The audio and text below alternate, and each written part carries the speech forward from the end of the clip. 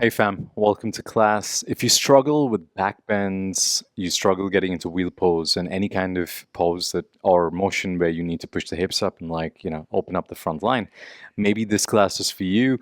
Today we're going to work on interesting ways to open up the shoulders, the hips, and twist side to side, and maybe your wheel improves and just gets better. So let's get on with it. All you need is a flow, a yoga mat is a bonus, and a wall. I don't have a wall, but I have a coconut tree, which is way better. So if you have a coconut tree, grab it. Let's get to it. So to start off, have your find the wall or the coconut tree. Have your hips facing the opposing way. Whichever way you want to lean. Come take a bit of hands with distance. So I'm kind of placing my hands somewhere onto the coconut tree and having my hips face forward. There's a bend in my knees, right? So I'm not trying to twist my knees. My knees are going to try and move forward while my hips start to sink down. And usually I like to kind of work into this motion because it gives me that coordination of knowing where I'm pushing. All right. So slowly I'm going to start lifting off off the heels and onto my toes and pressing the hips a little forward. Maybe you switch to the other side. Press the hand.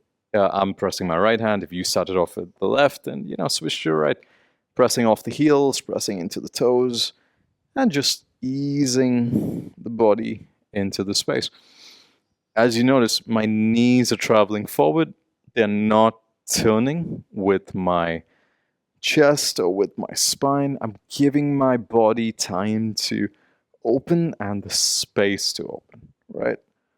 And then let that go for a moment. Take the feet maybe an inch or two. So now I'm not able to touch the wall without leaning into it, right? Now you start building a little bit of coordination. You start building a little bit of trust. So same idea. Have the toes go forward. Come onto your toes. Have the knees go forward.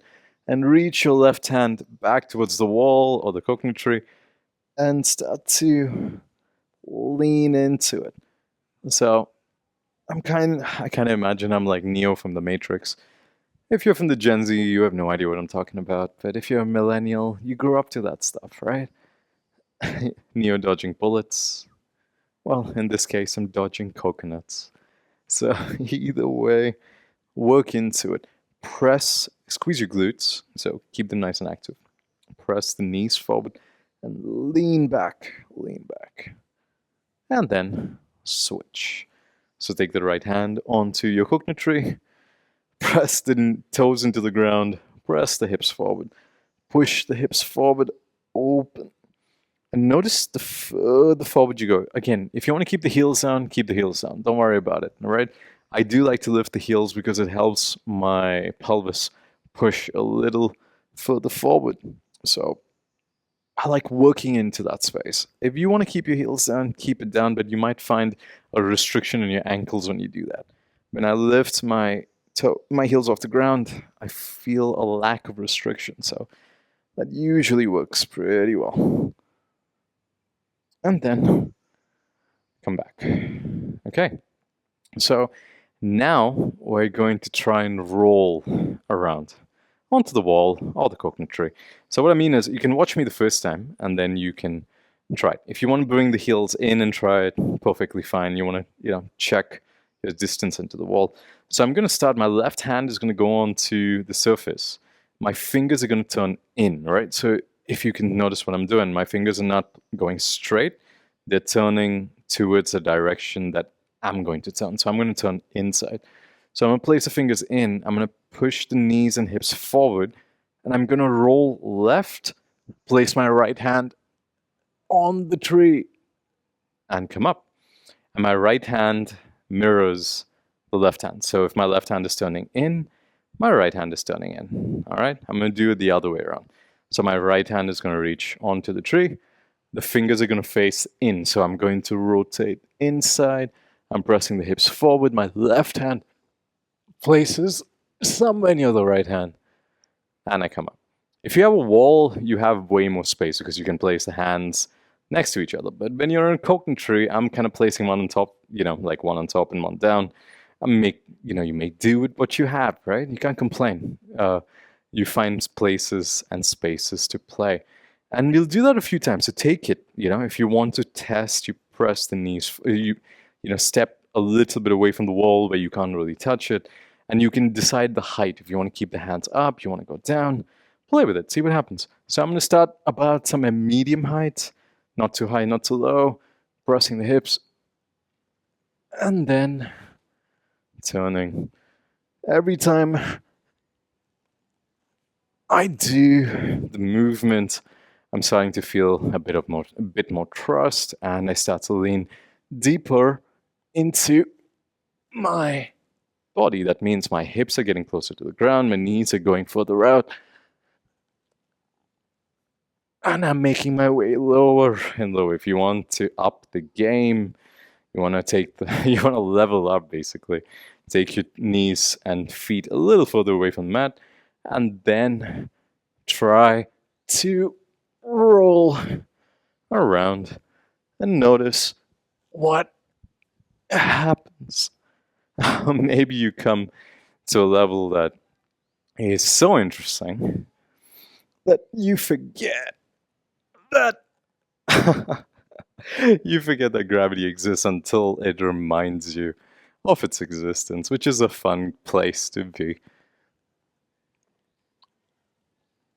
Okay. So I'm taking a break for a moment. If you're still at it, play, go for it. Feel that rotational capability. Try to open up the side body. I know we did a minute, the warm-up wasn't too intense, it was more skill-based, but maybe it translates into the movement like you're not burning yourself out, you're working into a specific place and finding quality over quantity, right? You can always pause the video, take this a few times, play with it, see the dimension of where your hands meet the wall and how you want to change your relationship with gravity, all right? So with that being said, pause, play, do what you got to do. If you feel satisfied and you want to continue, let's try some wheels. Find your self on the ground. And usually when I get into a wheel, I'll do it slightly different. I don't like to put pressure onto my lower back. I like to press my hips up, press the knees forward, and lift off the toes. I know in traditional yoga they say press the heels down. They say lift off the toes. I meant lift off the heels and come onto the toes. Pardon my language. And in traditional yoga, they always say keep the heels down, but I feel my body feels very restricted when I do that. So I always like to lift my toes up, lift my heels up, and then push the knees forward. You can watch the first time, and then we'll give it a few tries. So as you lay down, take your hands, catch your feet, bring them as close to your body as possible. Now press the knees forward, and I'm going to walk myself a little bit over my heels, right? So the knees are forward, and the walking pushes my heels up, giving me a little more space for the knees to move, helping me push the hips up. So you want like the pockets of the pants to go up. Now I place my hands onto the ground by my ears, and pressing into the hands, I press forward, pressing the knees forward, and then pressing the hips up. So as you see, when I say a wheel, I'm moving forward and back. So I'm going to do the same thing. So as I come down, I'm pressing the knees forward and then rolling down. So you can pause, you can go back and watch that motion again to kind of give you like a brief idea. Instead of pressing up, I'm pressing forward and then rolling myself up. So I'm using my hands to kind of press my knees forward. And as I do that, the knees and hips create space for me to roll into the wheel, right? Try that a few times. We'll go with it, we'll test it. And the best thing about the wheel is it gets deeper every time you do it. So maybe like the first time you feel like, holy shit, I've reached the limit. Maybe second time is your game, Maybe second time is the time it works, or maybe the third time. I'm going to take 2 more, so feel free. Maybe it's your second one, maybe it's your third, maybe you're still going at this if you've done this class before. So Press the knees forward.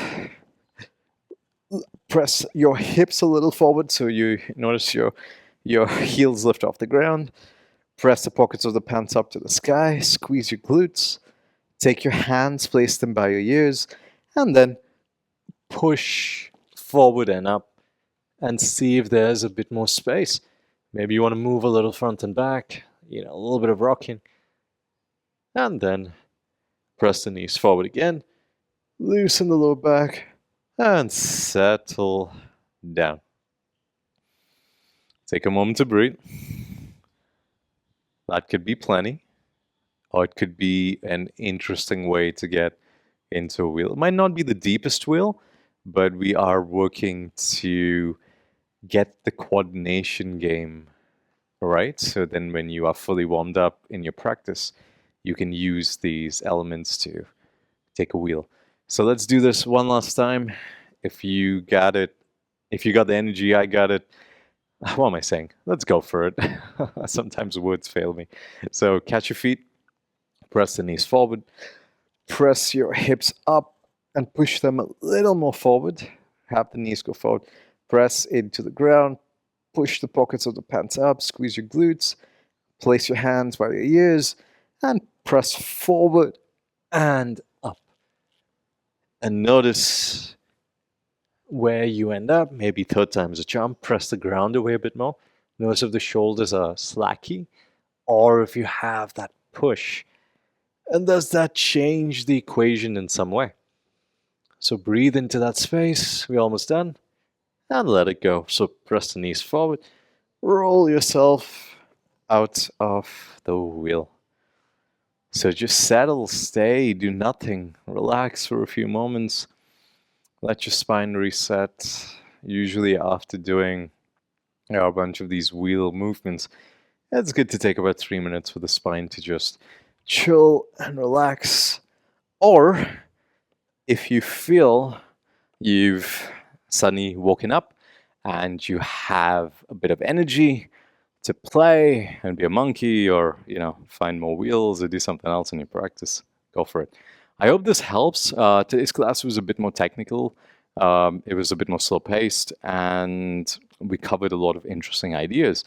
So notice how those ideas resonate in your body. Maybe the first time it doesn't make sense, but when you come back to this class and you follow the ideas again and you let them sink into your body, maybe once, twice, or 3, 4 times, you start noticing your wheel pose gets deeper and deeper. And using the wall is always a nice way to play and make it mobile. And entering the wheel sideways instead of always pushing up is a nice change in your practice and in your day. So let me know how this resonated for you, and hopefully you found some cool expressions in your will.